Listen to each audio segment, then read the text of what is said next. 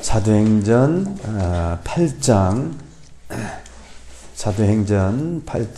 4절부터 13절까지에 있는 말씀입니다. 사도행전 8장 4절부터 13절까지 있는 말씀을 제가 한 절, 우리 성도님들께서 한 절 함께 교독하시도록 하겠습니다. 사도행전 8장 4절부터 13절까지를 저와 함께 교독하시도록 하겠습니다. 그 흩어진 사람들이 두루 다니며 복음의 말씀을 전할세. 5절 시작.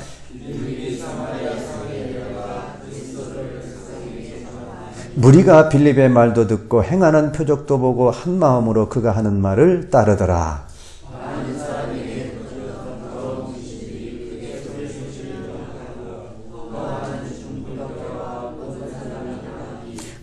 그 성에 큰 기쁨이 있더라.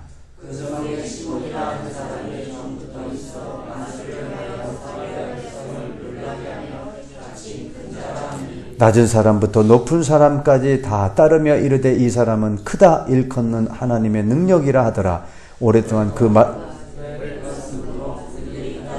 빌립이 하나님 나라와 및 예수 그리스도의 이름에 관하여 전도함을 그들이 믿고 남녀가 다 세례를 받으니 시몬도 믿고 세례를 받은 후에 전심으로 빌립을 따라다니며 그 나타나는 표적과 큰 능력을 보고 놀라니라. 아멘. 이 시간 함께 예배 나오신 우리 성도님들 간에 잠시 교제 나누도록 합니다. 좌우 앞뒤를 이렇게 보시면서 예수 이름으로 사랑합니다, 축복합니다. 함께는 교제 나누도록 합니다.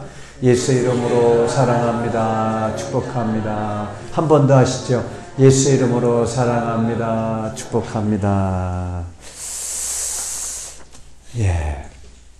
오늘 우리가 읽으신 사도행전 8장 4절부터 13절까지의 말씀의 제목을 복음의 능력이라고 하는 제목으로 말씀을 전해드리고자 합니다.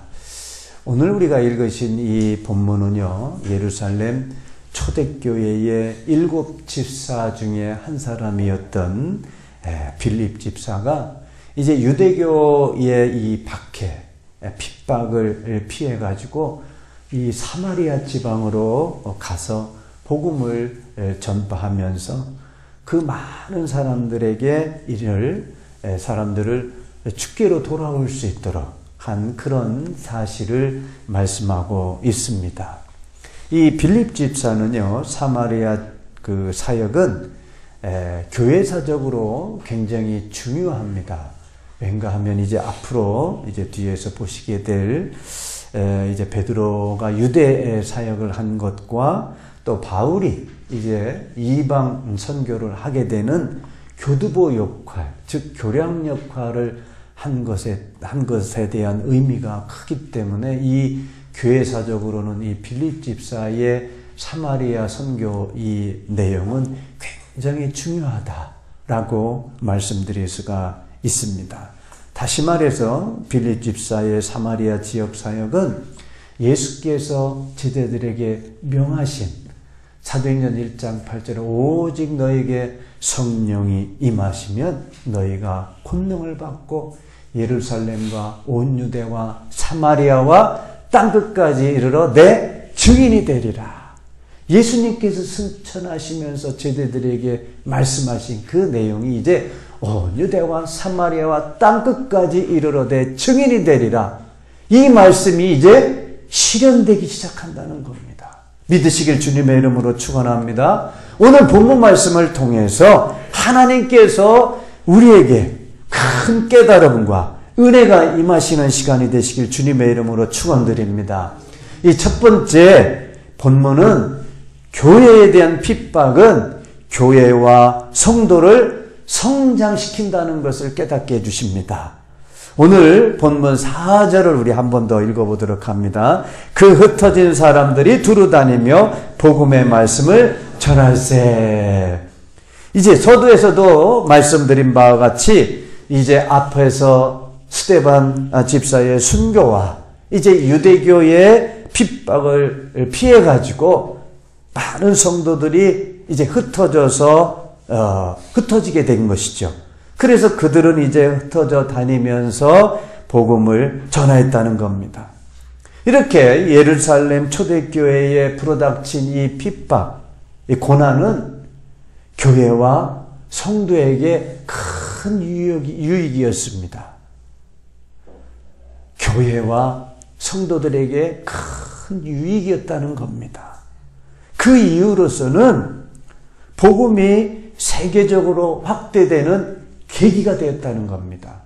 앞서서 말씀드렸죠. 이 빌립 집사의 사마리아의 전도가 사역이 이제 앞으로 베드로의 사역과 바울의 사역, 이방 사역까지 이제 전해지는 교두보 역할을 했다는 거예요.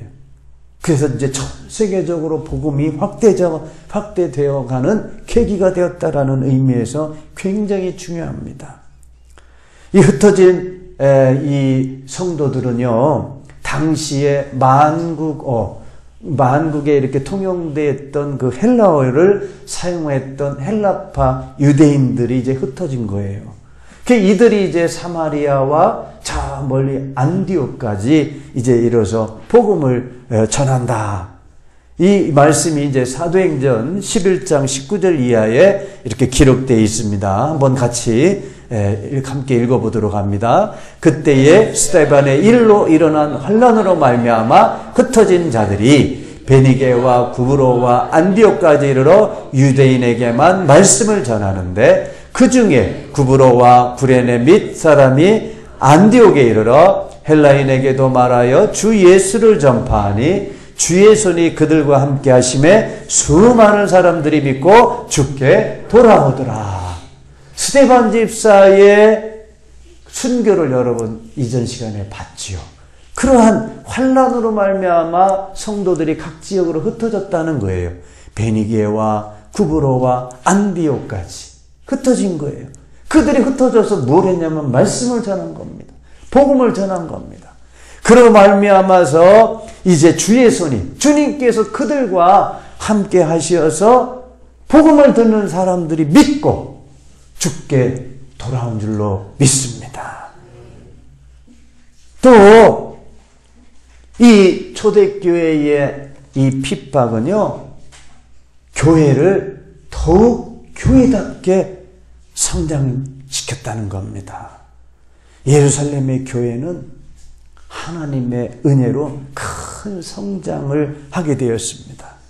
근데 대부분이 유대교에서 기독교로 개종한 그런 성도들이었습니다. 그렇기 때문에 아직까지도 그들 가운데에 유대인들 가운데에 기독교로 개종했지만 그들 아직도 유대교에서 지켜왔던 그런 규례라든지 풍습에 젖어 있던 사람들이 있었다는 거예요. 그러다 보니까 그들 가운데 믿음이 갈팡질팡했던 사람들도 개중에 있었고, 또 초대교회에 아까 말씀드렸듯이 많은 수만 명의 이 주님 앞으로 돌아오는 큰 부흥이 일어났음에도 불구하고 모든 사람들이 예루살렘에 머물렀었던 겁니다. 즉 복음을 전하려고 하지 않았어요.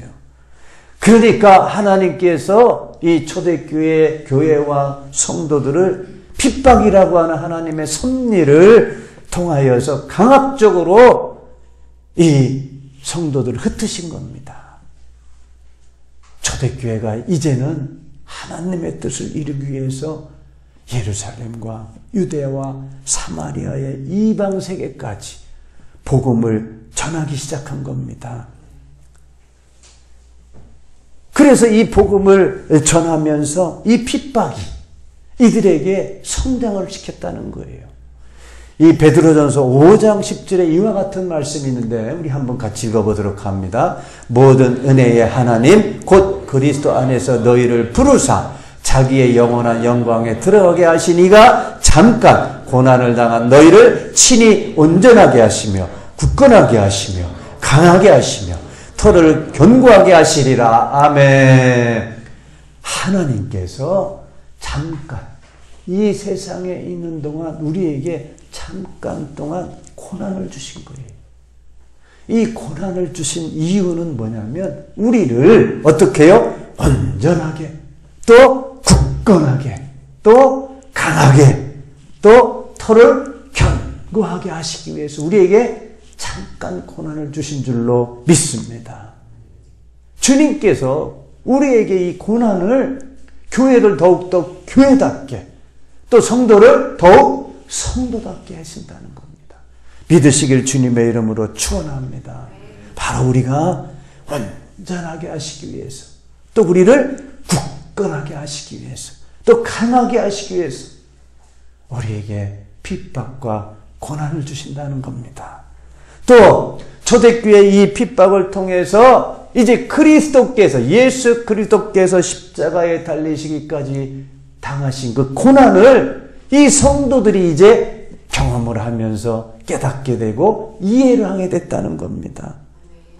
그리스도의 죽음을 조금이나마 이 성도들이 직접 체험하기 시작한 겁니다. 하나님께서는 성경에서 이렇게 말씀하시겠죠. 자녀들, 즉 상속받을 자녀들에게는 고난도 함께 해야 된다. 로마서 8장 17절입니다. 우리 한번 같이 읽어봅니다. 자녀이면 또한 상속자, 곧 하나님의 상속자여 그리스도와 함께한 상속자니 우리가 그와 함께 영광을 받기 위하여 고난도 함께 받아야 할 것입니다. 우리가 자녀입니다. 또 하나님의 자녀 상속자입니다. 그리스도의 또한 상속자입니다. 그러면 하나님께서 우리에게 영광을 받기 위해서 우리에게 무엇도 함께 받아야 된다고요? 고난도 함께 받아야 된다는 거예요. 이렇게 흩으시고 핍박을 주시고 고난을 주신 것은 이제 뭡니까? 그 고난을 통해서 더 큰 영광을 누릴 수 있도록 우리에게 고난과 핍박을 주신 줄로 믿습니다. 또한 우리에게 주시는 이 고난과 환난을 통해서 하나님만 의지할 수 있도록 고난을 주신다라고 고린도후서 1장 8절 9절에 기록되어 있는데 우리 한번 이 말씀을 같이 또 읽어봅니다. 형제들아 우리가 아시아에서 당한 환난을 너희가 모르기를 원하지 아니하노니 힘에 겹도록 심한 고난을 당하여 살 소망까지 끊어지고 우리는 우리 자신의 사형 선고를 받은 줄 알았으니 이는 우리로 자기를 의지하지 말고 오직 죽은 자를 다시 살리시는 하나님만 의지하게 하시니라. 믿으시길 주님의 이름으로 축원합니다. 우리에게 이 세상에 살면서 고난과 환난을 통해서 정말 우리의 고난을 통해서 살 소망까지 끊어질 정도로 그런 환난과 고난이 닥치는 것은 자기를 의지하지 말고 내 자신을 의지하지 말고 누구만 의지하게 해요? 하나님만 의지할 수 있도록 우리에게 고난을 주시고 환난을 주시는 하나님이십니다. 그러니까 이 고난과 환난은 교회를 더욱 교회답게, 성도를 더욱 성도답게 만드시는 줄로 믿습니다. 고난은요, 그리스도를 더욱 깊이 알게 되었고 또 그리스도의 고난에 동참함으로 인해서 오로지 하나님만 의지할 수 있는 성도로 만드시는 줄로 믿습니다. 이제 두 번째 본문을 통해서 하나님께서 우리에게 주시는 깨달음은요, 복음의 진리는 화평케 하시는 능력이시다라는 것을 우리에게 깨닫게 해주십니다. 5절, 6절, 7절, 8절을 한 번 더 우리 함께 읽어봅니다. 본문. 빌립이 사마리아 성에 내려가 그리스도를 백성에게 전파하니 무리가 빌립의 말도 듣고 행하는 표적도 보고 한 마음으로 그가 하는 말을 따르더라. 많은 사람에게 붙었던 더러운 귀신들이 크게 소리를 지르며 나가고 또 많은 중풍병자와 못 걷는 사람이 나오니 그 성에 큰 기쁨이 있더라. 아멘. 본문은 빌립 집사가 행하는 복음과 행하는 표적을 보고 한 마음으로 그가 그를 따랐다라고 하고 말씀하고 있습니다. 그런데 원래 이 빌립 집사는요, 성령이 충만했던 사람이었어요. 또 스데반 집사 못지않게 큰 표적과 기사를 행한 그런 사람이었습니다. 이것은 하나님께서 복음을 전하는 빌립 집사와 스데반 집사와 복음을 전하는 자에게 하나님께서 복음을 증거하는 데 도움이 되도록 주신 은사인 줄로 믿습니다. 이 은사를 받았던 이 빌립 집사는 복음을 전하게 되는데, 그로 인해서 유대인들과 원수지간이었던 이 사마리아 사람들이 예수를 믿으며 화평하게 된 겁니다. 본래 이 사마리아 지역은요, 북왕국 이스라엘 지역에 속해 있는 지역으로서 아수르에 의해서 멸망당한 지역이었습니다. 그러고 나서 그 이후에 여러 민족이 이 사마리아 지방으로 와서 살게 되다 보니까 원래 순수한 민족성이 사라져버린 땅이었어요. 그러면서 그 사마리아 지방에 여러 민족들이 들어와 살다 보니까 각 민족들이 섬기던 이방신들이 그 사마리아 지역에 득실됐던 겁니다. 그래가지고 이 유대인들은, 전통 유대인들은 이 사마리아 지역을 가지 않았어요. 그리고 또 사마리아 사람들과 상종도 안 했습니다. 그러다 보니까 이 사마리아 사람들도 마찬가지로 유대인들과 접촉을 피하였습니다. 이렇게 서로 피하고 서로 증오했던 사람들이 바로 이 사마리아 지역 사람들이었다는 거예요. 이러한 이 지역 사마리아 사람들에게 빌립 집사가 예수 그리스도의 십자가 복음을 전파하면서 그들에게 화평을 주었다라고 하는 겁니다. 이와 같이 복음에는 사람들로 하여금 화평케 하는 능력이 있는 줄로 믿습니다. 에베소서 2장 14절부터 17절까지 이렇게 기록되어 있는데 우리 한번 같이 읽어봅니다. 그는 우리의 화평이신지라 둘로 하나를 만드사 원수된 것 곧 중간에 막힌 담을 자기 육체로 하시고 법조문으로 된 계명의 율법을 폐하셨으니 이는 이 둘로 자기 안에서 한 세 사람을 지어 화평하게 하시고 또 십자가로 이 둘을 한 몸으로 하나님과 화목하게 하려 하심이라. 원수된 것을 십자가로 소멸하시고 또 오셔서 먼 데 있는 너희에게 평안을 전하시고 가까운 데 있는 자들에게 평안을 전하셨으니.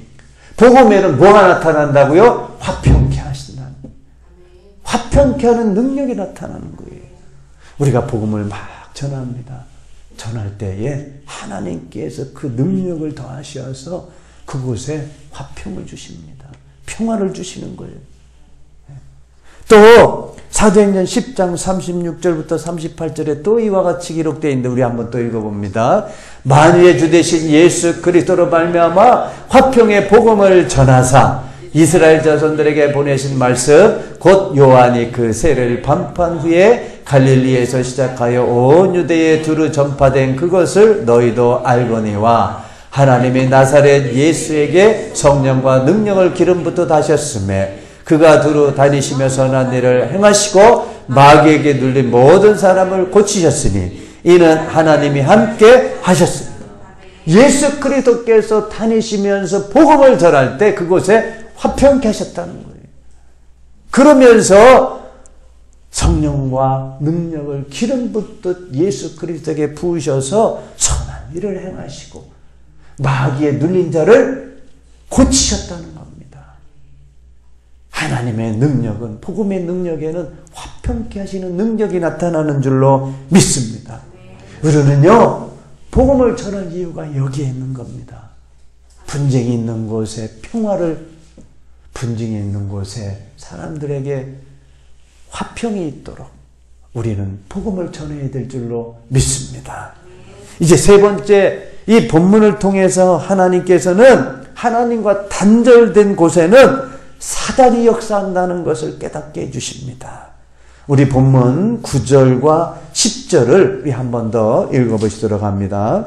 그 성에 시몬이라 하는 사람이 전부터 있어 마술을 행하여 사마리아 백성을 놀라게 하며 자칭 큰 자라 하니 낮은 사람부터 높은 사람까지 다 따르며 이르되 이 사람은 크다 일컫는 하나님의 능력이라 하더라. 본문에 나오는 이 시몬이라는 사람은 마술사입니다. 이는 이 사마리아 사람들을 미혹하던, 마술로 미혹하던 사람이었어요. 그만큼 이 사마리아 지역은 하나님의 복음이 전해지기 전까지 각종 철학과 마술로 아주 지배되었던 그런 지역이었어요. 또한 그러면서 이 사마리아 사람들은 자칭 자기들 나름대로 하나님을 잘 섬긴다고 자부했던 그런 사람들이었어요. 네, 요한복음 4장 19절 20절에 이렇게 기록되어 있는데 한번 읽어봅니다. 여자가 이르되 주여 내가 보니 선지자서로이다. 우리 조상들은 이 산에서 예배하였는데 당신들의 말은 예배할 곳이 예루살렘에 있다. 사마리아 여인이 예수님을 보면서 이렇게 하는 거예요. 우리 조상들은 이 사마리아 지역에서 예배를 열심히 드렸다는 거예요. 하나님을 잘 섬겼다라고 그러는데 예배할 곳이 예루살렘에 있다 한다. 그러니까 이 사마리아 사람들은 이방신을 섬기면서도 자기들은 하나님을 잘 섬기는 줄 알았다는 거예요. 인간은 하나님과 사단 둘 중에 지배를 받게 되어 있는 인간입니다. 하나님의 지배를 받지 아니하면 자기 스스로 인간의 정욕과 사단의 거짓과 미혹에 빠지게 되어 이 세상의 사상, 이 세상의 사람들의 그 마술에 지배되게 되어 있습니다. 나훔서, 구약성경 나훔서 3장 4절에 이렇게 기록되어 있는데 한 번 더 읽어봅니다. 이는 마술에 능숙한 미모의 음녀가 많은 음행을 함이라. 그가 그의 음행으로 여러 나라를 미혹하고 그의 마술로 여러 족속을 미혹하느니라. 마술로 능숙한 미모의 음녀, 악한 자죠. 이 악한 자가 음행을 하게 되고 여러 나라를 미혹하고 그 마술로 여러 족속을 미혹한다라고 기록되어 있는 거예요. 이 당시에 유대인들 가운데는 인간들이 자칭 자기들 스스로 인간들이 만든 종교적 규례, 이 규범에 지배를 받고 있었던 사람들이 있었어요. 또 이방 유대인들 가운데에서는 또 사람들이 만든 각종 신화와 철학에 지배되었던 사람들이 있다는 거예요. 우리가 오늘날 교회 나와서 믿는 성도들 가운데서도 이전에 따르던 풍습이 있었고 유대적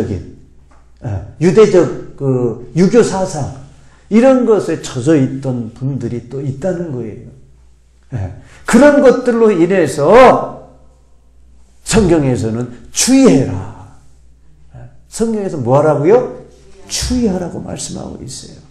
디모데전서 1장 4절을 이렇게 기록되어 있는데 디모데전서 1장 4절과 골로새서 2장 8절을 한번 같이 연속해서 읽어봅니다. 신하와 끝없는 족보에 몰두하지 말게 하려 함이라. 이런 것은 믿음 안에 있는 하나님의 경륜을 이름보다 도리어 변론을 내는 것이라. 누가 철학과 헛된 속임수로 너희를 사로잡을까 주의하라. 이것은 사람의 전통과 세상의 초등학문을 따름이요 그리스도를 따름이 아니라. 우리 세상에 유교적인 사상, 철학 이것들이 예전부터 우리 속에는 있습니다. 흐르는 것이. 이런 것에 이 사상, 철학 이것을 통해서 이 성도들 간에 많은 변론을 내게 하고 또 그들의 사람의 전통을 따르게 한다는 거예요. 오로지 하나님을 따라야 되는데 하나님만 믿어야 되는데 그 속에 그런 철학과 사상, 규례 이런 것들이 교회 내에 자꾸 생겨나서 그것들을 지켜야 된다. 이렇게 되는 거죠. 그러니까 하나님을 섬겨야 되는데 그런 것들을 지키지 않으면 안 되는 그런 규례들이 그런 규칙이나 이런 것들이 생겨난다는 겁니다. 그래서 주님께서는 우리에게 그런 것들을 어떻게 하라? 주의하라. 주의하라고 말씀하고 있어요. 하나님과 단절된 인생은 결국에는 사단의 거짓된 죄악에 지배된다는 사실입니다. 성경에서도 사단은 모든 사람들을 대상으로 미혹하고 있음을 계시록 20장에 기록되어 있습니다. 사단은요, 모든 사람 대상으로 미혹하는 자입니다. 미혹하는 자. 계시록 20장 7절 8절 우리 한번 읽어봅니다. 천년이 참에 사탄이 그 옥에서 놓여 나와서 땅의 사방 백성 곧 곡과 마곡을 미혹하고 모아 싸움을 붙이리니 그 수가 바다의 모래가. 천년이 찼습니다. 사탄이 잠깐 그 옥에 갇힌 데서 풀어져 가지고 세상에 나와서 어떻게 하냐면 땅의 사방 백성, 이 온 세상의 사람들, 곧 곡과 마곡, 이것은 에스겔서 38장의 말씀을 인용하고 있는데, 곡과 마곡, 온 동네에 온 세상의 사람들을 누가 미혹한다고요? 사단이 미혹한다는 거예요. 미혹한다는 게 뭡니까? 하나님으로부터 불만이 생기게 하는 거예요. 또 사람들 간에 미움을 생기게 하는 거예요. 미움과 시기와 질투를 생기게 하고, 또 하나님께 대해서 불만을 생기게, 불만을. 이 악한 자가 미혹하는 겁니다. 이 미혹한다라고 하는 말은 나도 모르게 끌려간다는 거예요. 우리는 마음을 지켜야 될 줄로 믿습니다. 우리 마음이 미혹되지 말아야 돼요. 악한 자가 나도 모르게 그 마음을 뺏어가는 거예요. 따르게끔. 그래서 우리는 미혹당하지 말아야 돼요.